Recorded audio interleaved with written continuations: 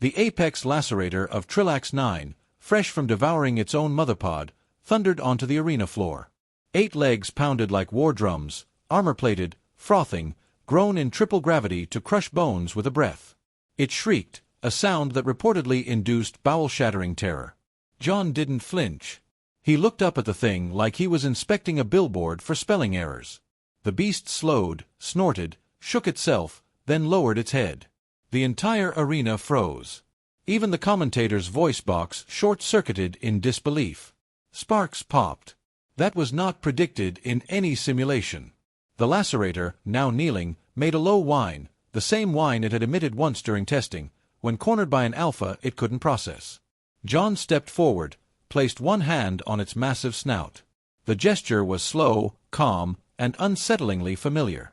The crowd erupted, not in cheers, but in panic. Alien trainers screamed. Biologists updated their threat matrices. Political analysts demanded an immediate reset of the round. This was sabotage, or sorcery, or instinct, whispered a Krell monk hunched in the shadows of the balcony. That's no warrior, that's something else entirely. John patted the creature once more, then stepped back. The Lacerator stayed kneeling. Security drones zipped toward him. His eyes flicked once, bored. They stopped mid-flight, paused, retreated. Hello, my friends. Welcome to the Whispers of Time channel. Before we start, I hope you subscribe to the channel and hit the bell so that you receive all the new content, and also share the story with your friends so it reaches as many people as possible. And if you have a story, write it in the comments. Maybe we'll choose one to narrate in the next video. Let's start the story. Pay attention, because there's a small detail that might change your entire perspective and awareness of life. The banners hung like pretenses, gaudy, shimmering, and utterly unnecessary. Each one bore the emblem of a proud species, stitched in nanothread and flapping with artificial wind. The intergalactic arena of Dominion had spared no expense. As always, billions had tuned in across galaxies to witness the annual trial of Apex might, where beasts bred in containment pods and fed on light frequencies would tear each other to twitching pieces. It was tradition. It was televised. It was glorified madness wrapped in a bow of diplomacy. "Observe!" the announcer's voice crooned, a synthetic rasp laced with enthusiasm algorithms. The Apex Lacerator of Trillax 9, fresh from devouring its own motherpod. The crowd roared, or clicked, or blinked. Species differed, but hysteria was universal. The creature that entered was a spined quadruped, 10 feet tall, glistening with bio-oil and contempt. It howled an untranslatable frequency that reportedly induced bowel-shattering terror. Cameras swooned to catch every angle. Even the announcer paused. "Spectacular," it whispered. "Utterly lethal."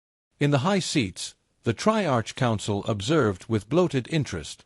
Bureaucrats with ice talks and gilded fur discussed odds, strategy, and which race would be humiliated this cycle.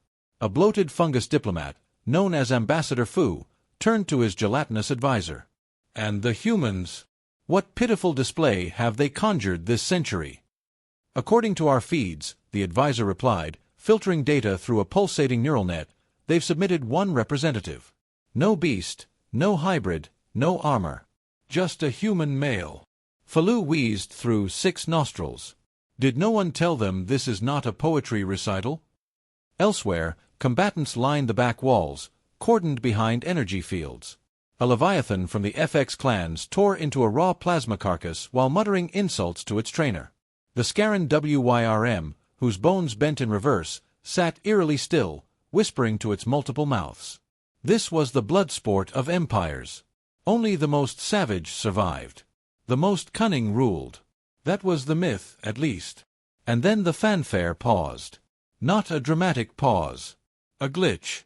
The ceremonial doors on the arena's far end creaked. Not whooshed, not hissed, creaked, like ancient wood left too long in a storm. The crowd went quiet. Out stepped a human. No entourage, no weapon, no announcement. He looked average, unimpressively so. Black fatigues, sleeves rolled, skin, hair short and damp, like he hadn't planned on being here long. Hands in his pockets, shoulders loose. There was no aggression, no performance. He walked across the blood-stained sand like it was a late train platform. The announcer, thrown off script, scrambled for words. And, Earth's submission, a lone participant. No codename listed. Simply, John. Pause. He does not appear to be carrying any weapons. Perhaps a psychological strategy. The crowd murmured in confusion. Some thought it was a joke, others a last-minute tribute. One Voran war prince roared in laughter, nearly choking on his ceremonial meat slab. The man, John, stopped in the dead center of the arena. His boots sank slightly into the sand. He glanced around. Yawned. No swagger, no threats. He just stood there.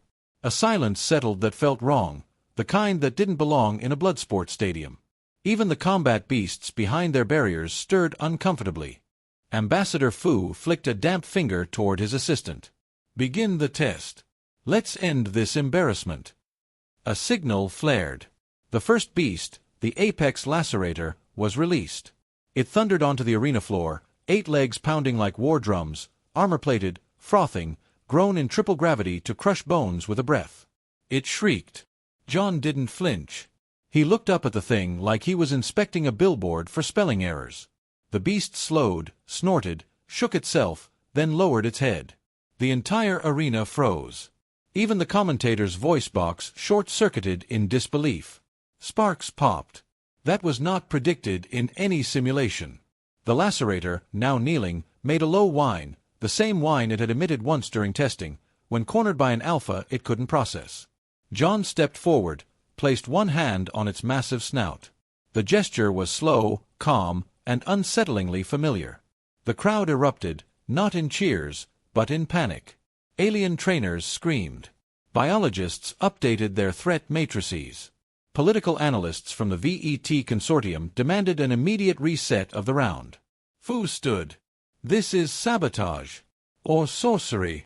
Or instinct, whispered a Krell monk, hunched in the shadows of the balcony. That's no warrior. That's something else entirely. Down below, John patted the creature once more, then stepped back. The Lacerator stayed kneeling. Security drones zipped toward him. His eyes flicked once, bored. They stopped mid-flight, paused, retreated. Somewhere in the upper ring, a small contingent of human diplomats watched from behind smoked glass. One leaned toward the other, grinning, "Bet they still think we're primitives." The other replied, "Well, we are. Just the kind that teaches dragons to sit." Back in the arena, the next gate was unlocking. John turned to face it, still hands in pockets, as if waiting for a coffee order. And every beast behind the gates began to stir. Not in hunger. In recognition. He didn't smile. He didn't speak. He just waited. And the galaxy, for the first time in a very long while, realized it might not know what Apex actually meant. The post-match analysis began before the sand had settled. Experts from 100 systems gathered in glowing hollow rooms and soundproof bunkers, each certain their angle on the anomaly was correct. They reran footage, adjusted heat maps, consulted cultural historians and zoologists, and even one old Terran conspiracy theorist whose blog was banned in 12 sectors. None of them could explain why the Lacerator, a beast that once bisected a Scar patrol ship with its tail, had knelt like a tamed pup at a backyard barbecue. In the Vorthon military pit, blood still steamed on ceremonial blades, but attention had shifted. 6 armed champions squatted in silence, watching replays of a human on loop. No sword, no posture of challenge, just a man with his hands in his pockets and the expression of someone who'd been given the wrong coffee order. "He must be a neural controller," growled one chieftain. "No implants detected," replied the intelligence drone, its voice flat with confusion. "Then a phenomenal hacker. They've engineered fierce sweat."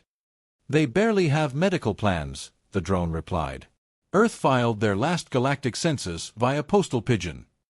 In another quadrant of the arena's belly, where beasts were housed and handlers shouted over containment shields, the next combatant prepared to launch.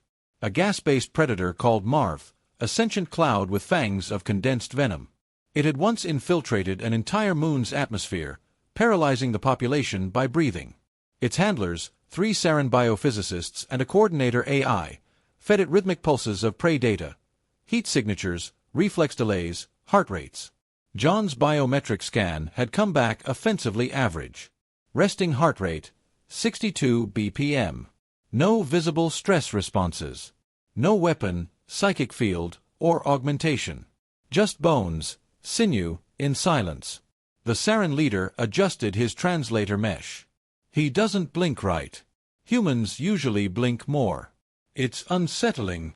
It's a muscle anomaly, one scientist offered. Uncertain. Or a primitive dominance tactic. They all nodded, pretending that made sense. Above, the crowd surged as Marvth slithered through its launch portal, wreathed in shimmering vapor and static. Gas hissed and pulsed like a breathing thundercloud. Its core teeth shimmered as it hovered into view, absorbing light and reflecting only dread. John didn't react.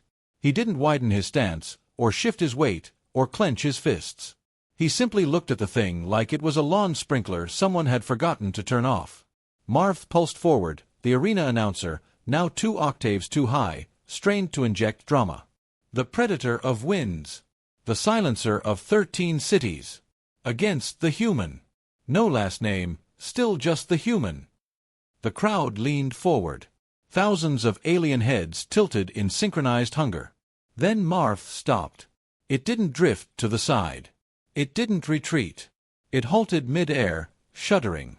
For a moment, it looked like it might strike, but it didn't. The vapor thickened. The creature trembled. Then slowly, absurdly, it began to descend, lowering itself to the arena floor. Another kneel. Another apex fallen. A silence so complete followed, it felt like the universe had taken a breath and held it. Up in the dignitary tier, panic bloomed behind jeweled eyes and twitching mandibles.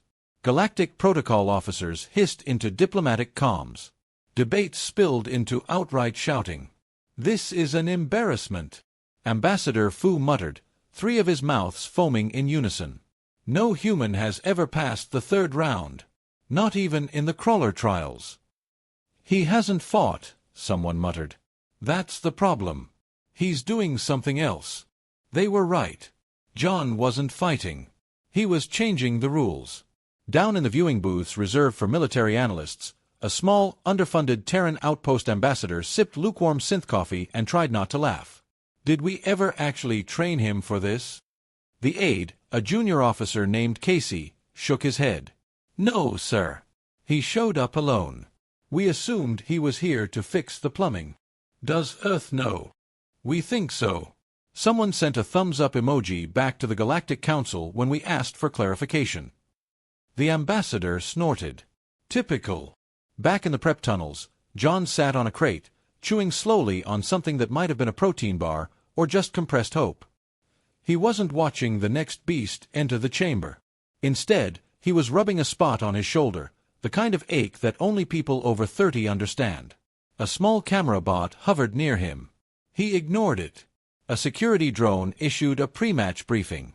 "Combatant John of Earth, your next opponent is classified as a classy adaptive multi-mind, a fusion beast, 12 linked consciousnesses, high probability of limb dismemberment.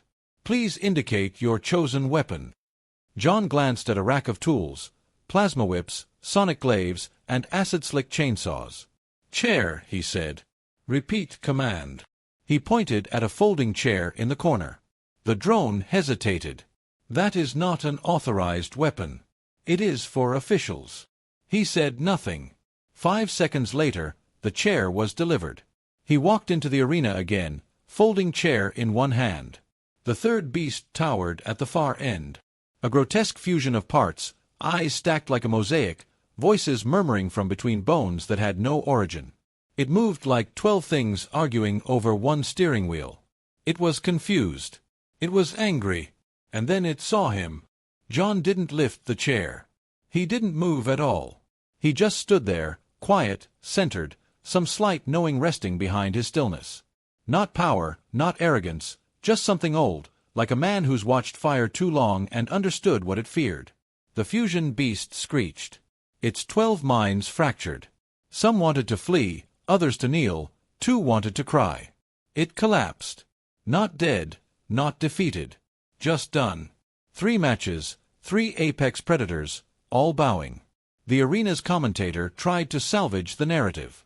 There is precedent, of course, for interspecies deference. Pack dominance rituals, instinctual confusion, temporary behavioral collapses. We urge viewers not to overreact. Meanwhile, a viewer on the homeworld of Krask 5 uploaded a video titled, Human Stares Down Space Demons, Doesn't Blink. Alpha Energy. It hit 100 million views before the next commercial break. The Alien High Command met in a private channel. One warlord suggested assassination. Another proposed containment. The AI assistant tasked with summarizing the conversation wrote only one line. They're not scared of him because he's a threat. They're scared because they don't understand why they're obeying. Back beneath the arena, John finally spoke aloud, to no one in particular. They're not beasts, he murmured. Just scared animals, same as us. He put the chair down gently and walked toward the next door without looking back. The Intergalactic Analysis Corps had experienced glitches before, usually when a black hole sneezed, or a bureaucrat tried to file empathy as a tax deduction. But never like this. 3 Apex-class predators had submitted without physical contact, and the human was now labeled across 77 systems as a statistical anomaly with teeth. Across the quadrant, crisis meetings erupted like fungus in a damp cargo hold.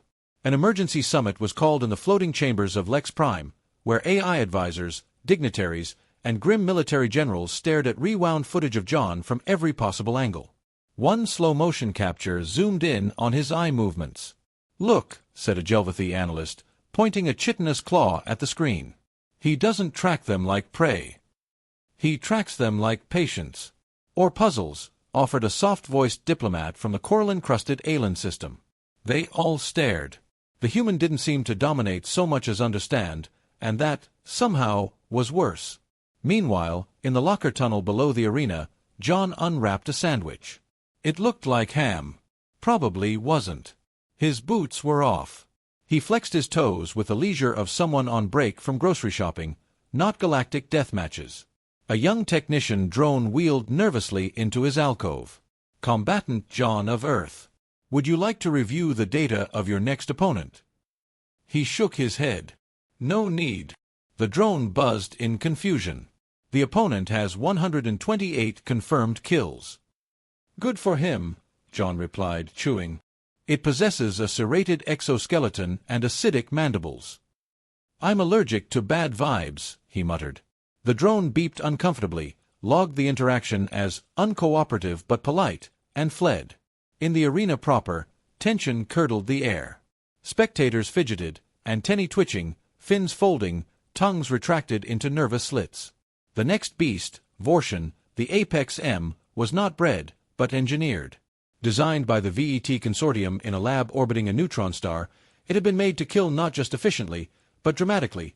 Multiple sets of jaws, regenerative limbs, a scream that disrupted synaptic balance in species with empathy centers. It had killed 2 creators before its first training session. This was no beast. This was corporate spectacle wrapped in biological malice. And still, John walked into the arena as if returning a library book. He didn't carry a chair this time, just a glove in one hand, leather worn in the palm. The announcers had run out of superlatives. One had retired mid-broadcast. The remaining AI commentators simply stated, next match, Combatant John of Earth versus Apex M. Historical survival rate, 0.6%. Adjusted for current anomalies, unknown. When the gates opened, Vorshun came out grinning. It charged. Flesh and metal, muscle and design, thundering forward with enough speed to dent planets. John didn't move. The beast reared. The crowd inhaled. And John did something no one expected.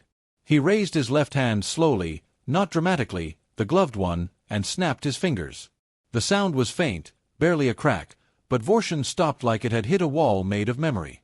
Its jaws quivered. Its tail thrashed once, then lowered. It stood, shaking, then let out a sound that, if translated, would have meant, "Is it really you?" John said nothing. He walked forward, palm open, slow and unthreatening. Vorshun dropped to one knee again. Another beast bent. And the audience began to fracture. In a luxury skybox, the VETH CEO's third body had short-circuited. Her fourth was ranting. We encoded that thing with no concept of fear. Exactly, whispered her assistant. So if it's afraid, it must remember something we don't. In secret galactic files never made public, there existed a small Terran incident marked Echoin 43. The file was mostly redacted. The remaining lines referenced a man in Colorado, a wild horse, and a crowd that watched him commune with a rope and a whisper. The AI who cross-referenced this moment with John's current footage had the decency to self-destruct from shame. Back in the arena, Vorshun nudged John's hand with its face gently, like a dog who hadn't seen its owner in decades. A whisper moved through the grandstand. No voice, just thought. They don't fight because they see him. They kneel because they remember. Remember what? That question echoed from system to system. Alien youth programs updated their xenology courses overnight. Humans, dangerous not because of what they kill, but because of what they tame. Back in the prep bay, a small cluster of security droids gathered, whispering in encrypted signals. Should we intervene? What exactly would we be stopping? Something ancient, said one. Something older than our protocols. Elsewhere, the betting syndicates collapsed. Odds fell apart. Bookmakers refused wagers on the next match. Instead, people began betting on questions. Would John ever speak more than one sentence? Was he a trained emissary or just a weirdly calm zookeeper? Did the beasts recognize him, or something inside him? Down in his quiet corner, John sat alone again. He looked tired. Not in body, but in soul, like a man who had spent his whole life trying to be quiet enough that no one noticed what followed him. He pulled a small object from his jacket, a worn dog tag, faded letters, retired. On the back, engraved by hand, 2 words, "Stay gentle." He looked at it for a while, then tucked it away. As the final door began to rise, he stood. And the entire arena, for one suspended breath, felt smaller than him. The last door groaned open like it remembered pain. A chill swept the arena. Not wind, not temperature, something older, something woven into instinct. Even the heat vents slowed, as if the systems knew to hush themselves. From that yawning gate came the final contender, the M-King. A predator so sacred to its creators that they only referred to it by title, never name. It was the culmination of 15,000 years of genetic engineering, theological warfare, and one regrettable alliance with a black hole cult. Its arrival was not announced. It didn't need to be. It towered, armored in organic obsidian. Every step crushed the earth beneath it. Fangs slick with a venom that hadn't yet been classified because no biologist survived long enough to bottle it. Rows of eyes, none of them the same, scanned the arena like a god searching for blasphemy. But the audience did not cheer. They did not chant. Because standing in the arena already, barefoot now and unarmed as ever, was the man they couldn't explain. John. He'd removed his boots, said something about feeling the ground, and waved off the medic bots like flies. His feet sank slightly into the sand. His arms hung loose. He looked still. Not poised, not braced. Just there, watching, waiting. In the control towers, panic had achieved sentience. 3 translation systems had short-circuited trying to interpret the BOF feedback of the M-King's rage. Dozens of alien commentators spoke at once, offering conflicting theories ranging from nanotech hypnosis to ancient galactic reincarnation. The VET consortium called an emergency board meeting mid-match. "Pull him out," hissed one exec. "This is a circus." "Pull him out," replied another. "And we admit we never understood the game." Back in the sand, the M-King growled. It wasn't a sound. It was a vibration of reality. Things rusted in nearby systems when it exhaled. The arena's foundation shuddered. Some audience members collapsed into old evolutionary trauma. John didn't flinch. He stepped forward 1 pace, then 2. The M-King shifted, uneasy. Not from fear. It had no word for fear.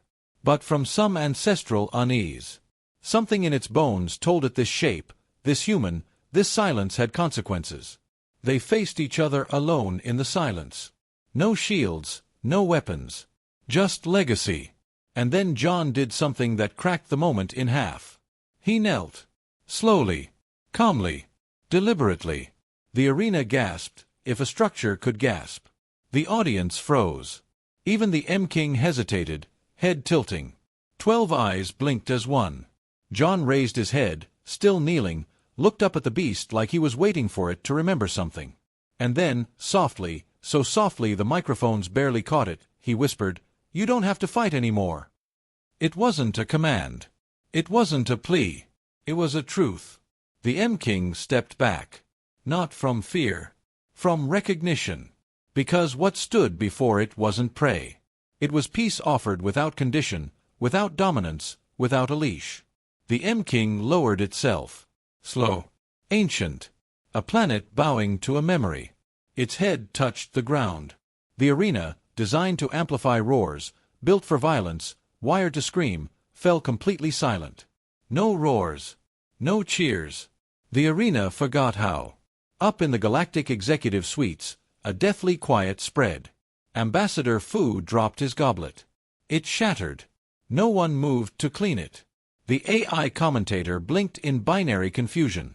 The VET Consortium CEO collapsed into her third body and remained there, quietly rebooting her understanding of sentience. Somewhere in the diplomatic wing, the small Earth delegation sat drinking lukewarm vending machine coffee. One turned to the other. "Well," he said, "guess they'll stop calling us primitives." The other shrugged. "Not likely. But they'll think twice about inviting us to dinner." Below, John rose to his feet. He didn't raise his fists. Didn't acknowledge the crowd. He simply turned and walked toward the exit tunnel. The beasts did not stop him. They lined up along the arena walls, shoulder to shoulder, predator to predator, like old soldiers standing at attention. He passed them without a word. They bowed, all of them, one by one. And when he disappeared into shadow, the lights of the arena flickered, confused. Like even the electricity didn't know how to process what it had witnessed. For the first time in its long, blood-soaked history, the trial of dominance had no victor. Because the one who could have claimed it had no interest in conquering. He just wanted the beast to go home. And maybe, just maybe, himself too. They didn't announce him as he left. No fanfare, no banners, no ceremonial chant, just the sound of his boots, now back on his feet, tapping across polished stone as he moved down the corridor where champions usually emerge bloodied or dead. He emerged clean, quiet, and whole. Behind him, the arena remained hushed. Beasts still bowed. Engineers refused to move. Even the janitorial drones had paused, hovering mid-sweep, as if some ancient instinct whispered, "Not yet." John walked alone, the same way he'd entered. Galactic media spun itself into knots trying to explain what had just happened. There were war room think tanks rebranded overnight as xenology divisions. Entire alien religions began to debate whether he was a prophet, a dormant psychic god, or simply a glitch in fate's coding. But John didn't know about any of that, nor would he have cared. He had no interest in history or spectacle or the crawling need every species seemed to have to be remembered. He only cared about the door at the end of the hallway, the one that led out. A handler drone hovered beside him. "Combatant John of Earth, your performance has been declared exceptional. Galactic Council wishes to offer commendations, honors, and several lucrative contracts in arena management." "No." The drone paused mid-flight. "Please clarify." "Refusal. Is it the commendations, the contracts, or the honors?" "Yes." He kept walking past glass chambers where cloned war beasts still sat trembling, past murals of past champions. Everyone depicted mid-kill, roaring, triumphant, brutal. They looked garish now, loud, like people who had mistaken fear for power. John reached the exit hatch. The drone buzzed anxiously. "You are eligible for ceremonial departure. Red carpets, flame walls, synchronized explosions." "Open the door," John said, voice level. "Don't you wish to address the galaxy?" John glanced back, just once. They weren't listening when we asked not to be invited. Why would they listen now? The drone said nothing, but the door slid open. Cold air met him. Clean planet wind, not stadium filtered. Stars above, dirt below. Finally, no lights in his face. Just space to breathe. He walked out into the night, and the beasts followed. Not close. Some kept distance. Some peeled off into the wild, free for the first time in their designed existence. But all of them followed the same direction. Not because he ordered them. Because he'd shown them another way. In the arena command tower, An aging security officer stared at a flat feed of John's shrinking silhouette. She'd been here for 30 years, seen thousands die, never seen one leave untouched. A junior officer beside her whispered, "What even was he?" The older woman didn't answer right away. Then, someone who remembered that domination ain't the same as leadership. Out on the ridge beyond the arena, John paused at a flat patch of earth. He sat down. No speech, no grand moment. He just rested. And from across the stars, someone watched, a human, older, graying, sitting in a dim control room on a small Earth station, watching the broadcast on delay. His eyes were tired. His hands were calloused. He whispered to no one. "You finally let go, didn't you?" He reached over and pulled out a file marked Project Rewild, a black-budget initiative long scrapped. It had been designed to pair human behavioral specialists with hostile alien lifeforms in failed terraforming zones. Shut down for being too unpredictable, too compassionate.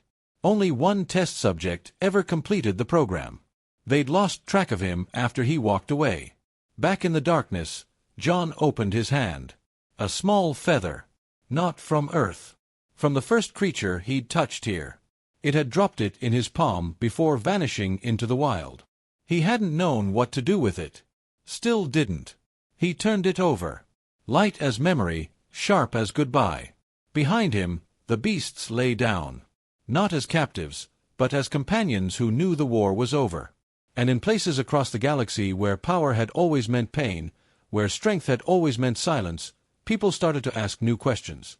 What if the Apex wasn't the one who made others kneel? What if it was the one who walked freely and let others follow? He never raised a weapon. He never raised his voice. And still the monsters bowed because John of Earth didn't break them. He freed them. And somewhere in the minds of generals, gladiators, and genetically engineered gods, a new fear took root. The quiet kind. The kind with no leash. The kind that doesn't roar, just walks and changes everything. And with that, we have reached the end of the story, but stories don't end here. If you like the story, don't forget to hit like and subscribe to the channel so you receive all the new content. And if you have an opinion or something that caught your attention, leave a comment and let's discuss together. I'm waiting for your opinions, and see you in the next story. Bye.